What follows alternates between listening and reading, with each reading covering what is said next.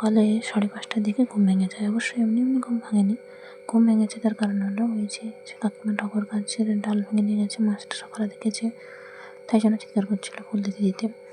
বাইরে এই যে সকালে দেখি বৃষ্টি পড়ছে, বাবা তখনও ঘুমিয়ে আছে, কারণ রাতে একজন কাকুর সাথে কথা বলছিল অনেকক্ষণ। তো আমি গামছা টামছা মাথায় দিয়ে বাইরে থেকে একটু ঘুরে এলাম, রেমো শুয়েছিল সেটা দেখে নিয়ে তারপর এখানে এসেছি। এই যে দেখো এখান থেকে ডালটা ভেঙে নিয়ে গেছে। এমনিতে গাছটার অবস্থা নেই, আরও এরকম ন্যাড়ামড়ো করে দিয়েছে পুরো, চোরের সব উৎপাত চারদিকে।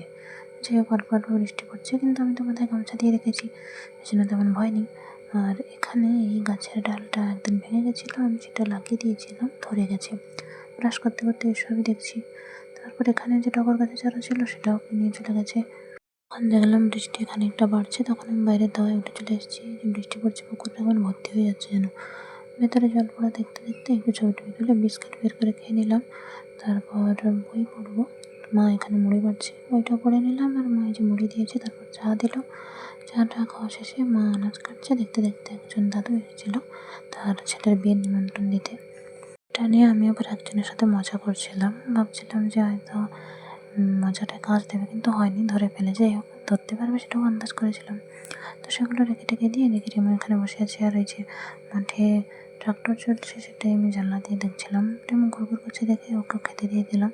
আকাশটা মোটামুটি একটু পরিষ্কার লাগছে, রোদ উঠেছে। এদিকে বাবা বাজার থেকে এই যে নতুন সয়াবিনগুলো এনেছে, কত বড় বড় দেখেছো, আর আলু এনেছে, মা শশা কেটে রেখেছে। এই আম গাছটার আম গাছ না, মাটি থেকে গাছ বেরিয়েছে, সুন্দর লাগছে। বাবা পুকুরে জাল দিচ্ছে, আমি ঘরে গিয়ে একটু দেখলাম। তারপর একটা চকলেট নিয়ে এসে খেয়ে নিলাম। এদিকে বাবাকে মুড়ি বেড়ে দিলাম, আবার সেখান থেকে আমাকেও খাইয়ে দিয়েছিল, আর মাকে পরে মুড়ি বেটে দেয়। আর এখানে দেখো কিছুটা পরিষ্কার হয়েছে ওয়েদারটা, কোদাল রাখা আছে, বাবা একটু কাজ করছিল। আমি এখানে চেয়ারের উপর এরকম পা তুলে বসেছি, কী একটা অবস্থা। তারপর দেখি আবার গুঁড়ি গুঁড়ি জল পড়া শুরু হয়ে গেছে, মা ওই কাঠটা দেখছে বসে বসে, আর আমি এভাবে পা তুলে যে বসেছিলাম, পার নখগুলো সব দেখছি কোনটা বড় হয়েছে নাকি। যাই হোক, তো আমার আবার ঢঙের শেষ নেই। এই মাঝে মধ্যে বৃষ্টি আসছে, চেয়ারে বসে আছি আমি এদিকে সরে। যাই হোক, রেমোকে পরে আবার মুড়ি টুড়ি খেতে দিয়ে আমি স্নান করতে যাবো, কিন্তু তার আগে দেখছি মেনুটা কি।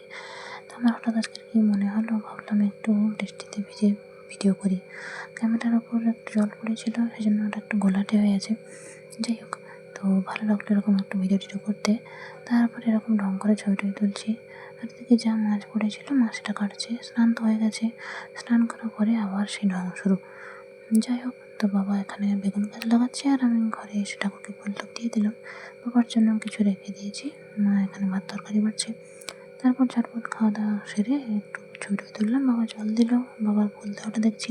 বিকেলে উঠে ছবি টবি তুললাম, আর মা আজকের কুড়ি তুলে এনেছিল, মশারি নিয়ে ওরা মা ধুয়ে দিয়েছে। রেমোকে মুড়ি দিয়ে আমি একটা চকলেট খেয়ে নিয়ে চাঁদটা দেখছি, মেঘেটা ডালেও দেখতে সুন্দর লাগছে। তো ভাবলাম একবার বাগানে থেকে গেলে হতো, কিন্তু এই বৃষ্টি জল কাদায় যেতে ইচ্ছা হয়নি, তাই জন্য যাইনি। তো চাঁদটাই দেখছি চুপচাপ, ভালো লাগছে দেখতে। তারপর ভাবলাম যে বাইরে থেকে একটু ঘুরে আসি। তো এখানে যে ফুলের কুড়িটা হয়ে আছে, আগামীকাল ফুটবে, তো সেটা দেখে নিয়ে আবার ঘরে এসেছি। ঘরে এসে দেখি যে চাঁদটা যেন আরও বেশি সুন্দর লাগছে। যাই হোক, তো আমি কয়েকটা ফুলের কুড়ি তুলবো ভাবছিলাম, বাবা তুলে নিয়ে এসছে, আমি তো যেহেতু যাইনি। আর এই আনাজগুলো নিয়ে এসছে, শাকও তুলে এনেছে, শ্বেতকুলগা শাক। এদিকে চাঁদকে দেখতে আমি আবার বাইরে নেমে পড়েছি। সারাদিন চাঁদ দেখে দেখেই আমার দিন যায় আর কি। যাই হোক, তারপর ফোনে একটু কথা বলছিলাম। আসলে কি জানো তো, জীবনে এমন কিছু সাপোর্টিভ মানুষ থাকা ভালো, যারা নেগেটিভ টাইমেও পজিটিভ ভাইবস দিতে পারে। সন্ধ্যাবেলা ঝুড়ি ভাজা মুড়ি আর চা খাওয়া হয়েছে, আর মা এখানে কিছু হিসাব লিখছিল। যাই হোক, রাত্রেবেলা আবার খাওয়া দাওয়া সেরে নিলাম, আর আজকে ডিম ভাজা হয়েছিল, বাবা ডিম এনেছে। তারপর মা রেমোকে মুড়ি দিল, আর বাবা এই যে জল দিয়ে পায়ের কাঁটাটা একটু পরিষ্কার করছিল। আমি তখন বসে বসে ভাবছিলাম যে ভেঙে গুঁড়িয়ে দেওয়ার এই যুগে গড়ে তোলার কিছু মানুষ থাকলে আর কিছুই লাগে না, তাই না? যাই হোক, তো রেমো ঘুমিয়ে আছে দেখে ঘুমিয়ে গেলাম। যাই হোক, আজকের মতো টাটা।